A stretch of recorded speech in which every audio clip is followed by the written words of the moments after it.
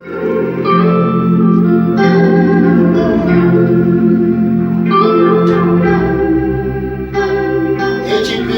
mbale watu programu ya Bible liyanka komanso mbale wanga emoja Yohane Singano takulandira ni mbale Singano.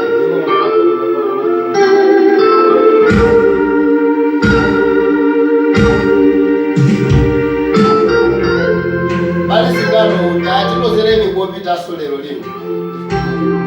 Somo kwambiri lero twafuna ndikambirane kwambiri zokuzana chimaliziro maliziro kuti judgment ngafana tikambirane letu nkhani imeneyi. Baibulo likunena kuti pasala pang'ono kuti chiweruzo chitani chichitike, kuti ziko litani, kuti ziko lite. Koma monga mamalemba monga amene amanenera malemba tinganene kuti pang'ono pake ameneyi kotani kwenikweni. Komano mmene ndimalimvera Baibulo tithaunena kuti pasala pang'ono weniweni, chifukwa nthawi imeneyi amatha kunena kuti pasala pang'ono, koma zizindikiro zimene zinaperekedwa zinali zisanachitike. Eni panopa tithano kunena kuti pasala pang'ono, tithakuona mmene ndithu zinthu zilili, zizindikiro zonse ndithu zikusachitidwa pano.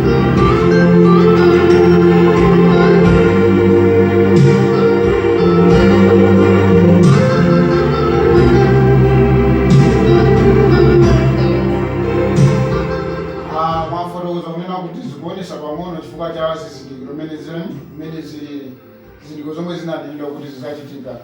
Mungatifotokozerepo mwa zizindikiro zingapo zimene zikuonesa kuti ziko likumbira kuti ngati 2 Timoteyo 3:1-9 Baibulo linanena pamenepo za zikhalidwe zimene zingazachitike mathero aziko, ndipo zimenezozo titha kunena kuti zikuchitika.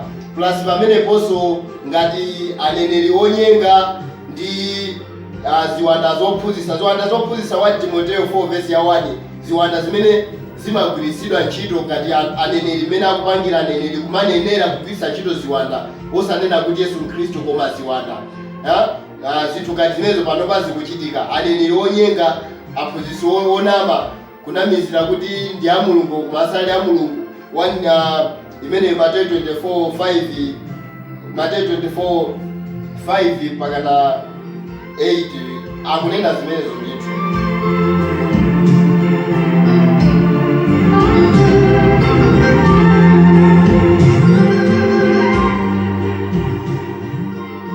Nitokoza kwambiri kulewa komanso pali maganizo osiyanasiyana ndithu amene ziko lingathere. Ndithu azitumira apereka ndithu maganizo osiyanasiyana amene ziko lingathere. Komano Baibulo limafotokoza kunena kuti ziko lizatha motani Mulungu pakuti apaziko.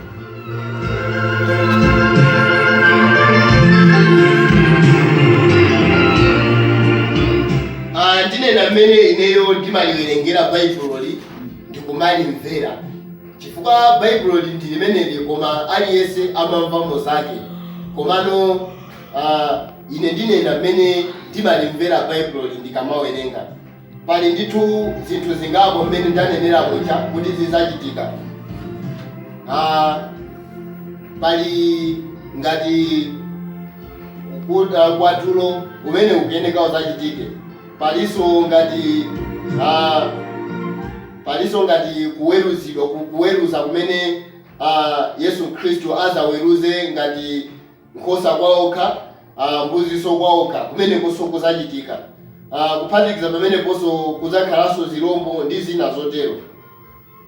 Zimenezo zikuyeneka zachitike ndithu.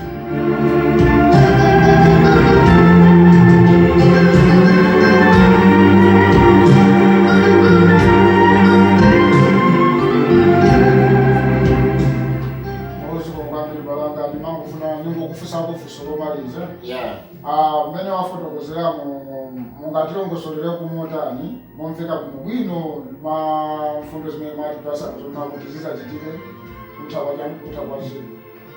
Mungatifotokozere kumwa chimodzi zimene mwafotokozera. Mwati kuzakhala kwatulo losilo kwatulo mmene muzakhala bwanji, mwati kuzakhalanso kusiyanisa kwa nkhosa mmene muzakhala bwanji.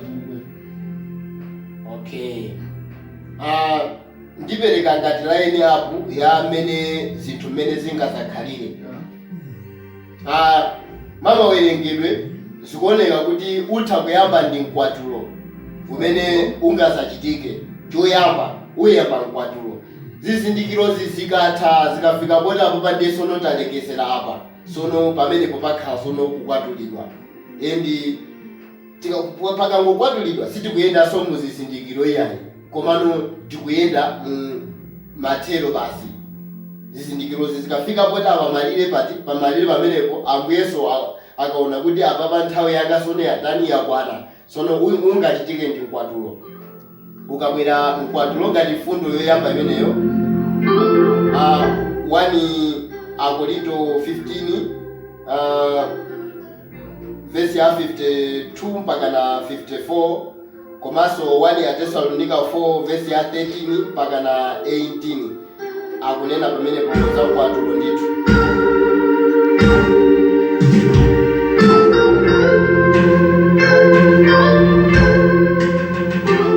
Tikatha pamenepo sopano titha kunena kuti pazabwera chirombo ngati mfundo ya namba 2.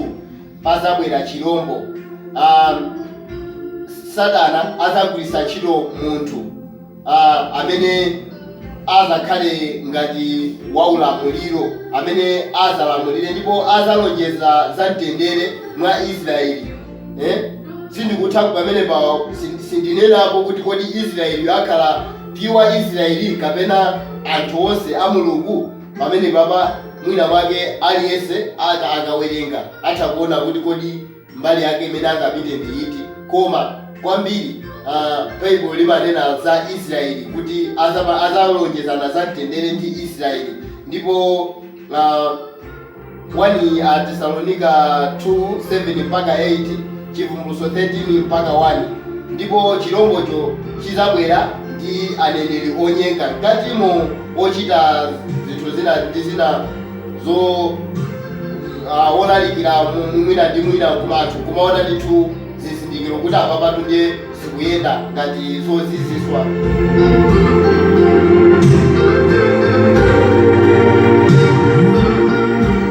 Chivumbulutso 19 verse ya 20.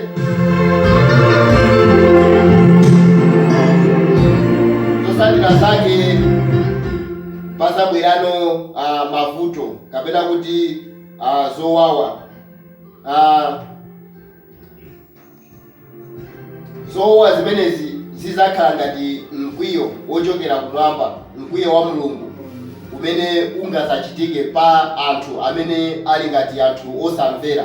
Nanga si anthu akwatulidwa kale apita, ndiyeno anthu amene ali osala kuzagwa mkwiyo umenewu. Mwina mavesi ake titha kupita ku Chivumbulutso 6:1 mpaka na 17 amanena zimenezo ndithu. Ndipo azauka okana Khristu mkati mwakemo mwa mkwiyo umenewu mwa chirombo. Anthu azamkonda kwambiri, sinanga chifukwa choti akukumana ndi zowawa, azakhala kuti anthu ambiri akutaya mtima pamaso pa Mulungu. Chivumbulutso 6 verse ya 16, mu nthawi imeneyi okwatulidwa azakhala kuti ali kuphwando. Chivumbulutso 19:6 mpaka na 10.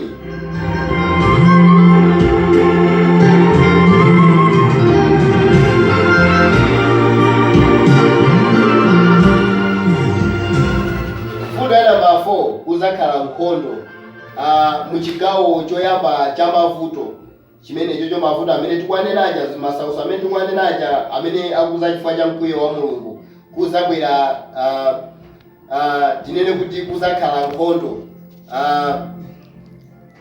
omwe azapange mgwirizano ndi anthu aja a Israeli aja azakhala kuti mu nthawi imeneyi aphwanya lonjezo limene anapangana.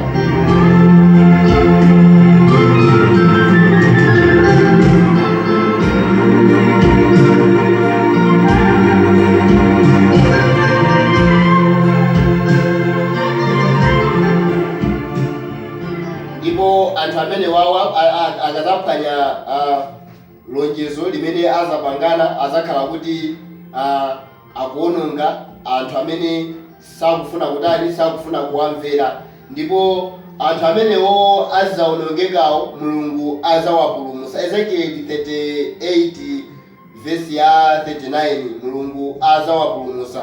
Imene nkhondo iyi izakhala ngati kuti ya Mulungu ndi ya Yesu Khristu ndi awa okana Khristu.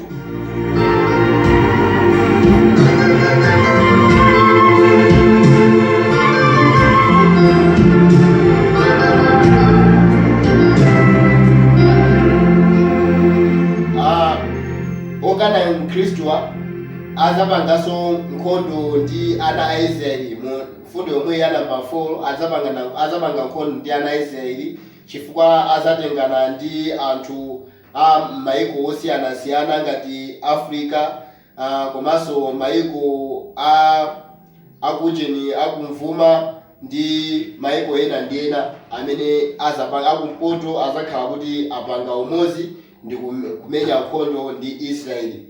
Tipita ku fundo namba 5.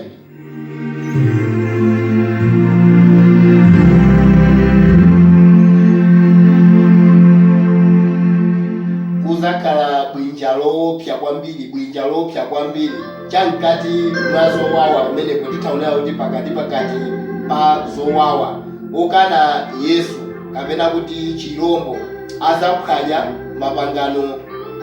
mapangano ake ndi Israeli. Nazazionesera kusono kuti cheni chimene ali ndi chani. Azazionesera uchimo wawo kapena azazionesera cholinga chawo cheni pa Aisraeli. Ndipo apapa pazapezeka kuti sono anthu ena amene amavomerezana nawo azakhala sono akudani akuthawa. Endi kuthawa kumene koko pazawonongeka zinthu zosiyanasiyana. Ndipo anthu azakhala kuti akutembenukira kwa Yesu kuti awapulumutse. Azadziwa kuti chipulumutso chili mwa Yesu Khristu yekha potengera ndi zimene okana Khristu azakhala kuchita. Danieli 12:11 komanso Marko 13:14 ndi Chivumbulutso 12:17.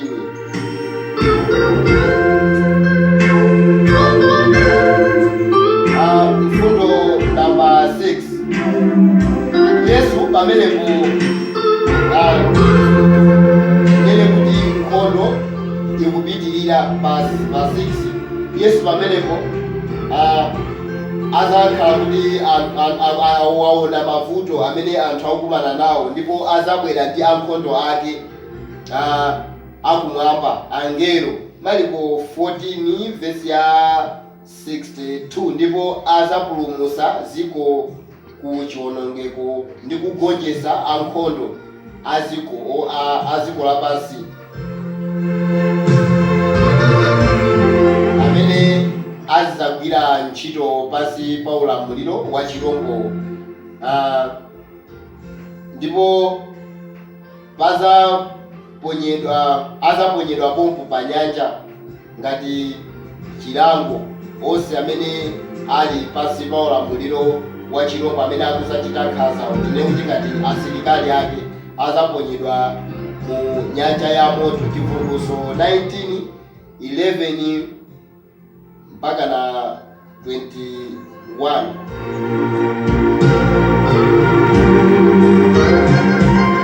Namba 7 kuli chiweruzo.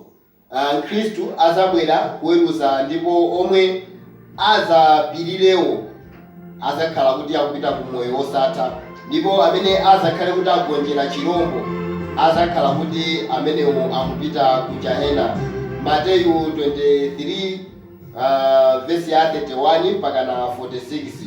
Nthawi akufa oyera azauka naweruzidwanso.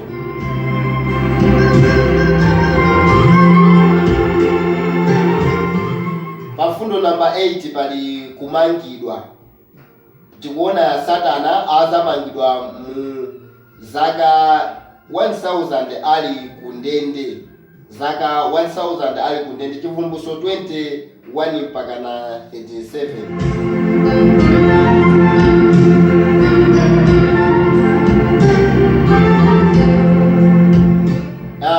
Pa fundo namba namba 9 tikuona ufumu. Yesu azachita ufumu kwa zaka zimene Satana akuzamangidwazi, azachita ufumu. Iyeyo azalamulira yekha dziko. Ine nditha kunena kuti dziko lapansi, koma Bible limanena kuti azalamulira Israeli. Ine nditha kunena kuti dziko lapansi, mmene anthu timanenera kunena kuti chifukwa chonena kuti amitundu analoledwanso, ndiye kuti ifenso anthu okhawo amene ali oyera mtima amakhala ngati Israeli. Ndiye Yesu Khristu akuzalamulira Israeli mu zaka 1000, ufumu uzakhala wake ndithu. Ndipo ufumu umene uzakhala wamtendere, uzakhala bata kwa zaka zimenezo. Chivumbulutso 20 komanso Yesaya 60 verse ya 62, ndipo kachisi wa Israeli azaukanso, kachisi wa Israeli azaukanso, ndipo azakhala kuti akugwiritsidwa ntchito mu zaka zimenezi. Ezekiel 40 verse ya 48.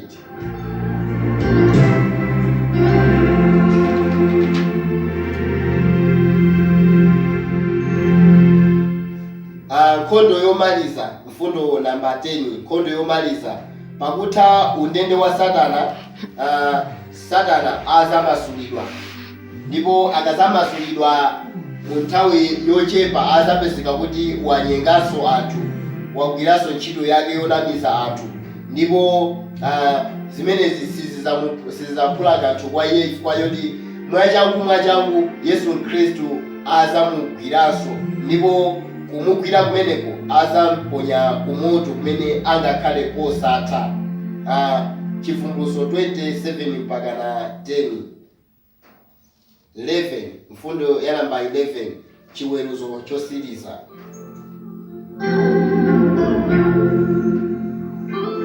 Onse akujahena azabwezedwanso, ndipo onse akufa kale osayera mtima azauka nayimirira pa chiweruzo, ndipo kuweruza kuzayenda mwa zolembedwa m'mabuku amene angazasegulidwe mu nthawi imeneyo, ndipo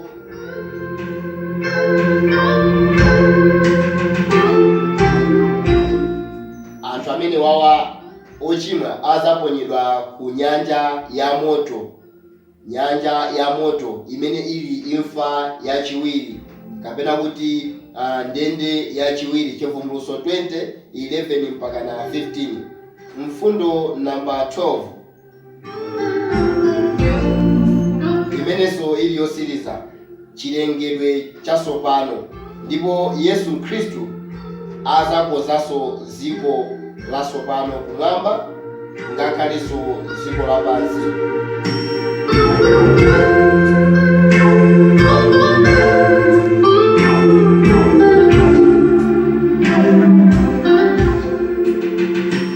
Nditha kunena kuti mapointi ake ndi amenewo ndithu.